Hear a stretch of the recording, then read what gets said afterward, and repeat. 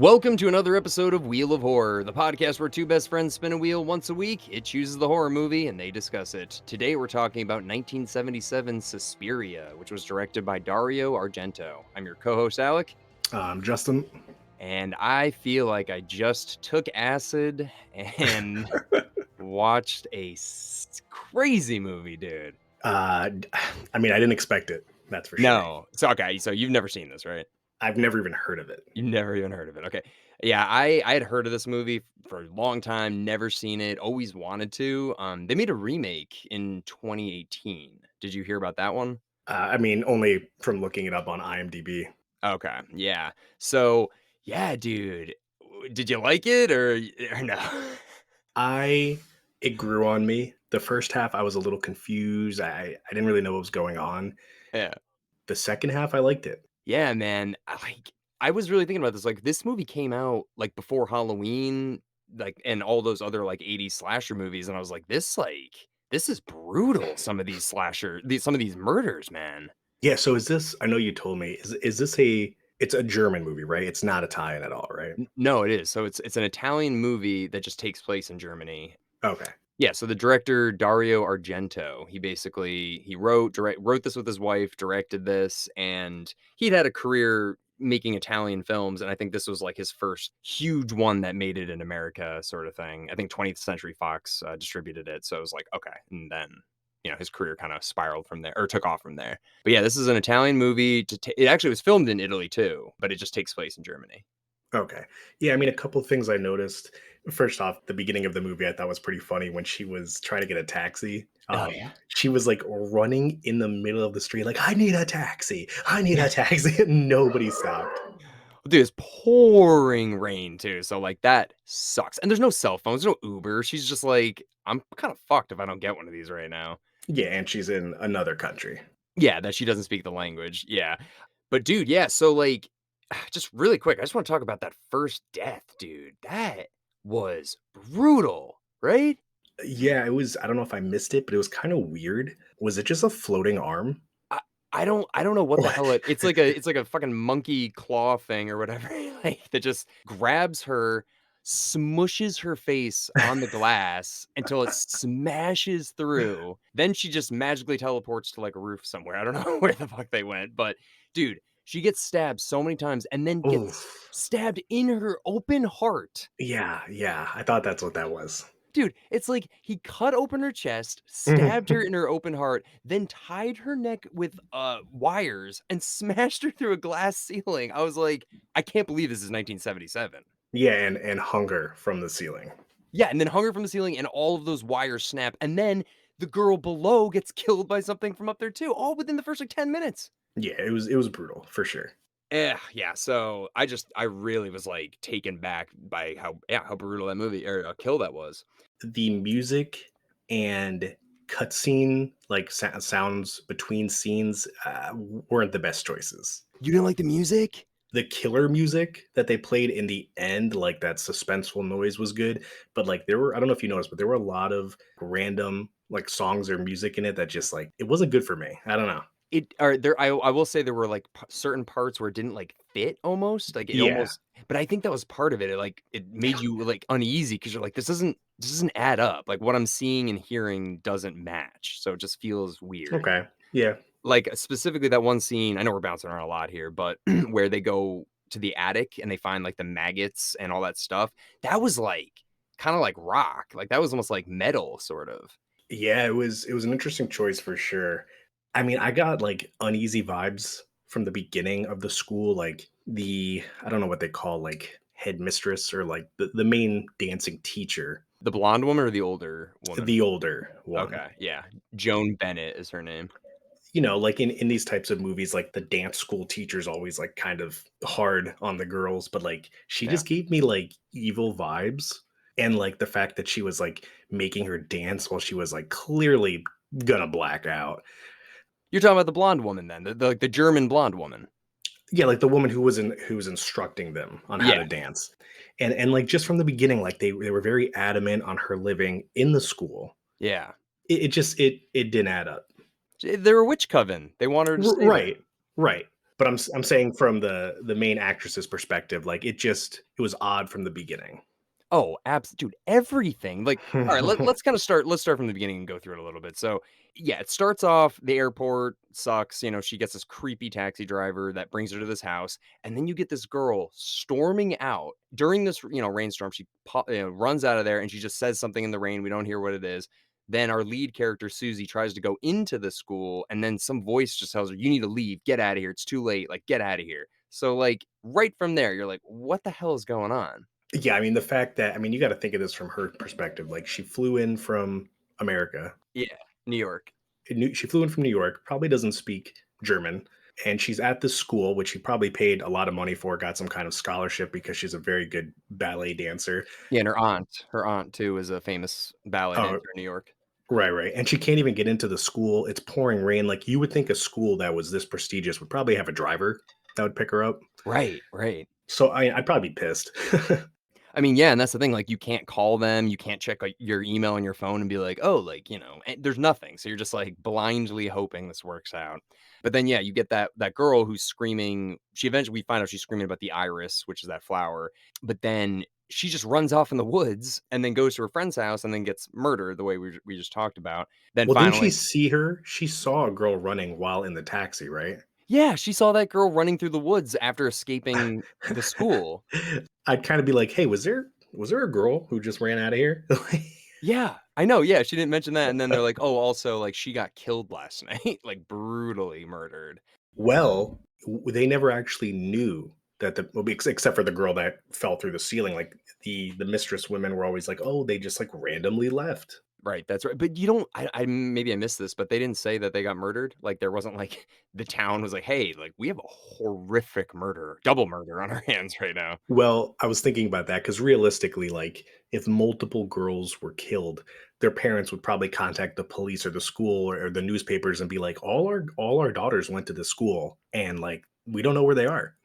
Yeah, yeah. So that was a little strange. But then Susie gets back to she gets to the school, she gets introduced to the lead old lady headmistress who's like, "Oh, the other old lady headmistress isn't here." The HBIC. What if she was like, "Oh, the HBIC isn't here right What does that mean? now. A head bitch in charge." I've never heard that. What? So yeah, so that the HI well, I can't even say it, but that she's not there. But then this is like the most stereotypical mean German lady ever. That blonde, just like uptight dude. When she yelled, like "Good riddance," like when she yelled at that blind guy later on, I Oh, died. dude, she threw a blind guy's walking stick in Yeah. the middle and was like, "Go get it." And, like, nobody helped him. I was like, "Damn, that's really mean." Yeah, and the whole reason for that is so yeah, basically there's this weird little kid and this old lady, and they're just Yeah, like I mean, they're definitely bad, yeah, because we found out at the end they're bad. the little blonde kid, right? Yeah, the little blonde kid. So I'm assuming they went up to that dog and like slapped it or something, and then the dog bit him. Or we don't even know. The dog maybe didn't do anything. And they just act like it did. And they go up to the piano teacher who's blind, and they're just like, "You fucking stupid dog bit our kid. He bit that kid." And he's like, "He would never do that." And he's like, "You fucking idiot," and throws his cane. Yeah, like, why? The dog sensed it is what I'm assuming because, like, that spirit made the dog kill him, his owner. I'm guessing he, like, sensed it and then bit the kid. Yeah, yeah, you're probably right. I wish they would've showed something though, like but yeah, so anyway, so they get rid of the blind piano teacher, and then he goes into the middle of the square, and then he gets murdered by the witches. They basically, possess his dog, the dog kills him, Mhm. and yeah, so I wonder why they wanted to get rid of him though, like, just because he's been there for a while, like, did the dog just start acting up? Like I mean, dude, just like the professor guy said to her, they have to take people from within the school, like, make sacrifices to, like, become, like, wealthy and famous and keep it going. Like, could they have just killed another girl? Yeah, I guess so. Yeah, I wonder why though, yeah. But so then we get into, like, meeting the girls, the other girls, and you're right, everything just seemed weird. Like, they don't seem nervous that, their friend's gone. They're all, like, cheap. They're all, like, really fucking cheap, you know? Like Well, yeah, I mean, they're all going to this very nice school, and like you said, they're all cheap. The girl got, like, offended that The main actress wanted to borrow her shoes instead of buying them, Yeah. and they were yeah, like you said, they all kind of like didn't care too much about the fact that this girl got like fucking hung from the ceiling, and then additionally, I don't know if you noticed, but anytime like witchcraft was happening or shit got creepy, everyone wasn't present. Like people would be slamming on doors and like no one was there. Okay, so yeah, that one scene where, like, Lucy or Susie, like, passes out and then that other girl gets murdered, like, that scene was really creepy, like, the lights all change, there's no one around, we just hear the footsteps, I'm like, "Yo, this movie's actually pretty scary." I thought it was scary, I don't know. Yeah, when that happened, when she was like I knew she was drugged because she was like fucked up. But like when that scene happened is when the movie went from like, it's kind of creepy to like, okay, shit just got real scary. Yeah, man. I don't know if it's because I, like, just got back from Florida and I was, like, on a plane all day and I was just, like, fucked up and tired, but this movie was, like, really uneasy to me. I was, like, uncomfortable watching it. I liked it, but just the sounds and the vibrant colors and, like, nothing really making sense, like, ever. I don't know. It made you kind of like, yeah, uncomfortable. And I don't know if you noticed, but that girl who died when she was in, I think her name was Sarah's room, she tried to escape down that hallway with that door that was locked. And that's the same door that was open for Sarah when she was wandering around. Do you remember that? So, Sarah was the roommate that fell into the barbed wire, that thing? Okay, yeah, yeah. So Sarah was trying to escape through that door. It was locked, Yeah. but then the main actress, that door was open for her, kind of like they wanted her to go down there. Oh, okay. Yeah. Yeah, I mean, I feel like they did. That's the thing, it's like, it's so confusing. So, it's like, because did they want her for something, or did they wanna just kill her? Lucy, the main girl, like, what was her purpose? I mean, at first I thought, they wanted money from like, girls going to school there, but they literally just wanted, I guess, to kill her. They didn't like the fact that like I guess she was a pain in the ass. Like at the end they were discussing, they were like that American, I think they called her a bitch, like that American bitch, like we want her dead. Yeah. And it was interesting because they were poisoning her through the food and like I don't know if it was drugs or like witchcraft, but like they were making her weak at night so like she wouldn't notice all this creepy shit. It was pretty well done. Well, yeah, because like, alright, so, like, the first thing that really sets her off is when she's walking down the hallway and all of a sudden there's, like, that older woman with the little blonde boy, and they, like, flash, like, the light in her eyes from the knife or whatever, and then from that point on, she goes to the dance rehearsal and she can barely walk, and then the doctor comes and he's like, "You need to drink, like, red wine and, like, not eat food or whatever." But I think that wine, dude, I think that's blood because when she goes to pour it out that one Yeah. night, it, Mm. like, sticks to that sink. That doesn't really look like wine. Like, that Yeah, it was gross. so that seems like that's when shit starts getting like, you're right, like, she's not cohesive at night, and then all the shit's happening around her, but why? Why her? I don't know. I don't know. Yeah. I don't know why did no other girls realize it? I mean, she collapsed while dancing and like blood was coming out of her mouth and nose and nobody helped. I know. And then like the male ballet dancer that kind of looked like that 70s show Ashton Kutcher was like their little like he was like their little like snitch. Yeah, yeah, well, we do find out that so we've got that big, like, Hungarian guy with, like, the fucked up teeth, so he's bad. He was like their Igor. Yeah, yeah, and he, like, was a mute or whatever, but they kept him, and then they've got the little blonde boy, then they've got the older, like, caretaker woman, and then were the boys the male, like, Kelso guy, was he bad? I don't know, dude. I mean, he was like I think he was just kind of a little bitch, honestly. Apparently, behind the scenes, what they wanted to cast they wrote the script with the intention of doing, like, 12-year-olds for all of these kids. That's how they wanted to do it, and then Eh, the production was like, "No, you're absolutely not doing that. You're doing, like, 20-year-olds because nobody wants to see kids getting killed." getting their throat cuts, yeah. But they didn't change the script. They just cast older people, and they were just like Ah, so all of the dialogue is supposed to be between 12-year-olds, so the okay. boy is like he's supposed to be like a 12-year-old boy, you know? Okay, that Uh, makes much more sense. yeah.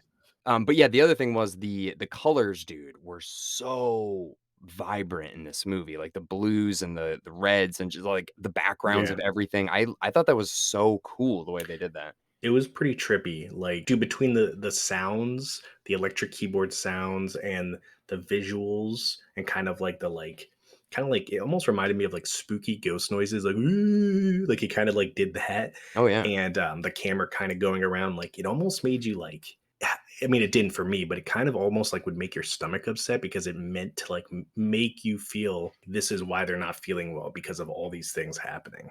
Yeah, it's almost like you're, like, with Susie, like, what she's experiencing, because nothing really makes narrative sense. It's just kinda, like, jumping all over the place, really overstimulating colors and sounds, so you'd feel like she would, just confused and like, Yeah. "Where the fuck am I?" sort of thing. So I wrote this long note of one of the most absurd scenes in the movie, and I'm gonna read it and we can kinda talk about it. So when I think her name was Sarah, right? When her friend who died. Yeah, So when Sarah was, her death scene, she left the room, which I thought was probably the biggest mistake because then she was alone. She ran down to the dark hall. All the lights are off. There's no light switches. She's running around. She then locked herself in that room. And the only way in was through that lever that could go up or down. So, like, the whole time that was happening, I was thinking, like, if you were just there holding down that lever, like, yeah, they couldn't use that knife to then lift it. right. And then what I thought was like, oh my god, dude, this like, ugh. I was like yelling at the TV. This girl has clearly never balanced anything in her life because there's three boxes. It's like a Goldilocks scenario. There's a small little box. There's then a medium sized box, and then there's this massive like Harry Potter chest. And, like she puts the little one on the bottom, and then the middle one on top, and then the biggest one on top of that. And I'm like, it's not gonna balance. No. And the first thing that happened is she steps on it, it crushes the other boxes. I'm like, why didn't you put the biggest one as the base? Like, what the fuck are you doing? And then Yeah. I kind of thought there was going to be like a scary movie death scene where like she got stuck in the window and like you'd see her screaming and it was just her face. And then, first off, she's sitting in the windowsill looking down Yeah, yeah. and then jumps into a massive room of barbed wire. And I'm thinking to myself, like, why the fuck is there all this barbed wire in here? Right. Like, was the janitor like to the headmistress lady, like, hey, what do you want us to do with like this 10,000 spools of barbed wire? And they're like, put in the storage room on the second floor. And this girl just fucking falls into it. Well, no, she, like, consciously jumps into it. Dude, I mean, what a terrible way to die. Okay, yes. Okay, so everything about that scene, you're right. I was yelling at the TV, dude, when she got in a ball and, like, curled up in the corner. I was like, "What the fuck are you doing? Like, what the fuck are you doing?" I was doing the same thing. I was yelling, dude, but you're right. Just stacking it was so stupid. Also, whoever was doing that, like trying to, like, break through the door, shouldn't have taken that long. Just, like, do it one time, like, really hard. It would've the lock would've shot up. But anyway, she escapes, and then, yeah, she looks down and just she's like, "Well, I guess that won't hurt too bad," and then falls right into the barbed wires, which I'm just gonna say this really quick, there was no barbs on those wires. there were no It I was don't know what it was. It was like just wire, but was it meant to be barbed? yeah, it was definitely supposed to be, but they're like, "We can't fake this isn't Saw 3, so we can't fake Right, it," right. but 1977 technology. yeah, it's basically just a slinky. They just, like, got a huge slinky and fucked it up. And on top of that, like, it got stuck on every part of her, like her neck, her arm, and it just oh god, it was Yeah. cringy. I would have died, dude, if it, like, slit her eyeball. I would have been like, "Alright, alright. I can't watch this movie anymore." So, first of all, the movie, it should have had her trip. She should have, like, climbed over there, not seen it, and fallen. She shouldn't have looked and then been like, "Duh," and jumped into it. But, again, you fall into that, really hurts. You stop for 1 second, and you just be like, "Okay, if I move this part of my body, it's gonna hurt," but, like, I don't know, dude. She was a fucking idiot. Yeah. She, like, Chinese finger trap made it worse. Oh, yeah. Yeah. Yeah, she was a moron. But then even the killer's like, "Well, I guess I'll just kill her too." And he just comes around the back and stabs Oof. her. Yeah. Slits her throat, dude. That looked fucking Ugh. what was that? Like, it looked like they took a knife to, like, a pig or something. Yeah, dude, it was real deep whatever they cut into. Yeah, but that looked intense. That whole scene, that was, like, 2 minutes of her just, like, rolling around in barbed wire too. I was like, "This is pretty goddamn brutal." Yeah, and again, like, she's screaming down the hallway and, like, nobody else hears her. The staff, the girls, nobody. I wonder if they drug everybody else except for the person they're planning on killing that day, you know? Yeah, I mean, maybe they were all just messed up at night. Yeah, and then there's that one night where Jesus Christ, dude, those maggots, Yeah, shit was gross. Oh my god. I and that was a weird thing. There was one scene where I saw her combing her hair and I saw something fall, and then it Yeah, cuts to the yeah. next scene. I was like, "What the fuck was that?" And I thought it was like a mistake, and then the next scene, you're like, "Oh, those were maggots." Oh, dude, you know what? I noticed that too, and I was like, "What was that?" Yeah, I thought it was like water or something that like fell, and I was like, "Oh, it must have just been like a '70s mistake, whatever." And then all of a sudden, the next scene, there's like thousands of maggots on the ceiling. Yeah, that was disgusting. And what was their excuse? They're like, "Oh, by the way, like, yeah, we must have got a spoiled food delivery." It's like, why was it in the fucking attic? I thought that I thought that was one of the dead girls. I thought the killer put the dead body up there, but then we find out that why would they do that, you know? Yeah, I don't know because it was looked like it was rotting and decomposed. I don't I know. mean, dude, there were like 10 million maggots up there. Yeah, and it was yeah. So that leads them to take all of the girls and be like, "Hey, we should all you can all sleep in the gymnasium, and we're all gonna sleep here too." And then this fucking weird ass conversation between Sarah and Susie, where she just is like, "I fucking used to hear the headmistress, and she's not supposed to be here, but she snores like that lady behind us, and it's got to be her." And it's like, "Oh, okay, like okay, Yeah, I also noticed the weird conversation with them in the pool, which again, the lights were off. I don't know.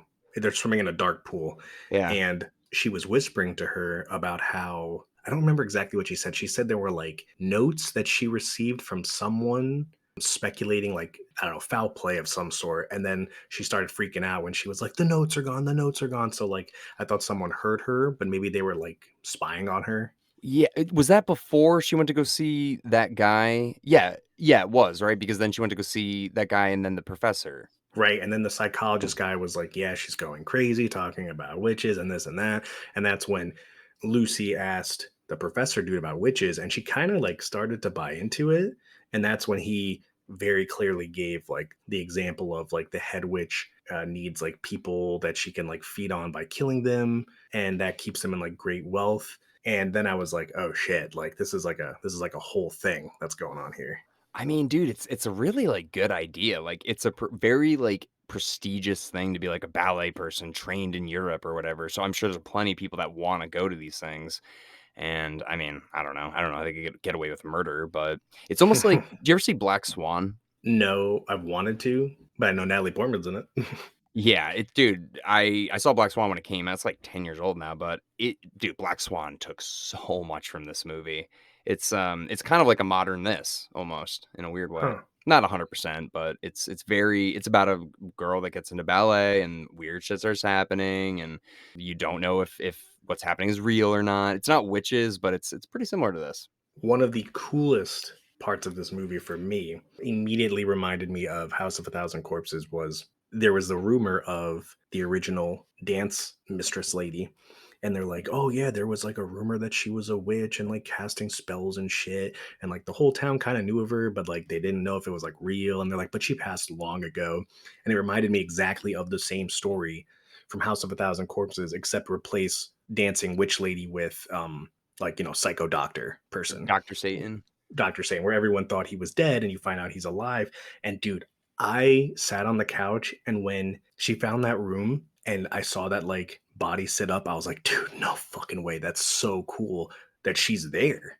Oh, like the invisible when she was like sitting on the bed? Well, just the fact that like the stories were true. She was a Oh witch and like yeah. she's actually still alive. Yeah. Oh, okay. Yeah, yeah, dude, 100%. Dude, and that's the thing. I think that the murderer is that witch lady because in the beginning, because like the arms are like hairy and have like long fingernails, and then the one that smashed the girl's face with the glass in the beginning. Yeah, and that witch's hands were just Disgusting. Yeah. when her friend, Sarah, her dead friend, came through the door with like her neck all cut and shit, I legitimately was like, that was creepy. This is Dude, creepy as fuck. I was so scared that like, all right, so I was like in bed, lights were off. I was like, what? And it's just the music and the way it's shot, dude. I was like, this is fucking scary, dude. Yeah. Let's just talk about that whole like ending. Well, actually, really quick, did you watch the trailer? No. Dude, the trailer is actually pretty scary too. They say this one line though where they're just like, "What's scarier than the last 12 minutes of Suspiria? The first 94 minutes of Suspiria." And it's just like, "Oh!" But dude, the last 10 minutes were fucking terrifying, man. Yeah. It's just Lucy, walking through the mansion, figuring out, oh, Blue Iris, that's what that girl yelled in the beginning. It's the secret door that leads to where this witch coven's meeting or whatever. But then, dude, the head witch Yeah. being in that room and being like, "I've been waiting for you." Like that voice was so Oof. scary. Not only was it scary because she's alive, she's there, but like she probably knew that this girl was like snooping and finding out shit, and she knew inevitably that she'd find her. And I was like, oh, that's so creepy. Oh my god. Yeah, dude, and then, like, she's invisible, she pulls the curtain, and she's just, like, laughing, like, "You were gonna kill me, you were gonna," and it's just like, "Now you're gonna meet death," and I was just like, "Oh my god," like, and then the door just busts open, it's her friend with needles in her eyes, Ah. like, running at her, and the only reason that she even gets away with this is because lightning flashes, and then she sees, like, the reflection of the witch just sitting there. If I was that witch, I would've been like, "Well, I'm still gonna hide," like, I don't know. I don't wanna just, like, sit here. Yeah, the whole thing was scary, dude. Like she's like an 80-pound ballerina and she's running away and like the big freaking Frankenstein dude is chasing her. And then when she stabs the witch, I think she stabbed her in the throat. And Yeah. then if you noticed everyone else, like the little kid, the chef lady, and the two women who ran it, all were holding their throats, kind of like they were like an attachment of her, almost like they were alive because she was alive. Yeah. It was cool. It was very well done. It's like killing the head vampire, kind of. Yeah, I kinda wanna see the remake just to compare it. Well, I've heard it's not really a remake, but more of like a tribute to. Like the director was so inspired by this movie, loved it so much that he like wanted to make his own like rendition, almost kind of like what Evil Dead did, where it's like I'm taking the idea and then kind of like changing a lot of things. Yeah, it got slightly worse reviews on IMDb, not that that really matters, but yeah, it looks cool. Yeah, man. I mean, I definitely am glad I watched this one. Yeah, I do want to see the remake. Also, we just did Dawn of the Dead, the '70s version, and they do the music for this movie and that one. And I'm just like, Goblin is fucking awesome. That's the band. It's called Goblin. Dude, I thought the music in this was very good. I know there was a couple parts where it was cheesy, but overall, like that, the main score I really liked. Oh yeah, the end, dude. The last ending though, I did not like how it ended. Where just like it just blows up fire and she just walks it out of nowhere, and I'm just like, okay, like what happened? Why did it blow up? The building? I mean, Yeah, because, dude, the way I looked at it was everything was being held together and was like, quote unquote alive because the witch was alive. Like the building wasn't real, like it wasn't nice and pristine. It was only like a visual lie because that witch was creating it. And then because she killed her, everything else died. yeah. I guess that does make sense. I was just kind of confused why it like blew up. I don't know. Also, this is actually considered a trilogy. I don't know if you knew that. So this is the first, and then there's it's called the Three Mothers trilogy, and the next one was called Inferno, and it came out in 1980, and then the next one, Inferno. yeah, and then it's called The Mother of Tears and came out in 2007, and they're all directed by Dario Argento. But Inferno kind of sounds interesting, where it's like it takes place in New York City, and there's a guy investigating the disappearance of his sister, and I'm like, huh, so New York, maybe the witch coven started there because that woman was like, oh, I used to know your aunt in New York. I'm like, oh shit, so it's probably another part of that witch coven, What's the third one called? the Mother of Tears. The Mother of Tears. Yeah. The 2007 one? Yeah, I don't know. I didn't know this was a trilogy. I don't think it's like loosely a trilogy, but I would be kind of curious to see if it's like the same witch coven that kind of like, different aspects of the German, sect and then the New York sect and then whatever the Mother of Tears is about. Yeah, that'd be cool. Oh, and the last thing. Did you notice it was dubbed over? Of course, I fucking Okay. noticed it was terrible. Oh, you're joking. You're joking. Yeah, dude. There were a few parts where I was like, "Wow," but there was some where I was like, "You know what? They did a pretty good job." Most people were dubbed except for, like, the lead actress. Yeah, I mean, a lot of the staff was Italian. Most of the dubbing was good. The beginning, where those two women were talking, that one woman who didn't die, I was like, this is the worst dubbing I've ever seen. Yeah, that was the beginning was so bad where I was like, "Fuck, I hope the whole movie's not like this." But I didn't notice, like, throughout most of it, but No. there were a couple that were real bad. But anyways, Justin, you got any, last minute thoughts on Suspiria? Well, IMDb gave it a 7.4. What do you think? I think a 7 is that's a pretty solid, fair score for this, yeah. Yeah, I would say that's good as well. Definitely happy I watched it, never even heard of it. Very cool idea. Like, it was just it was a very interesting idea, like, the whole witches running this fancy dancing school, and they kind of, like, survived off of they needed girls to come there so that they could sacrifice them to keep, like, living. Realistically, probably wouldn't work, just because all these girls kept would keep missing, and, like, some detective would be like, "Wait a minute. Wait Yeah, a minute." eventually, yeah.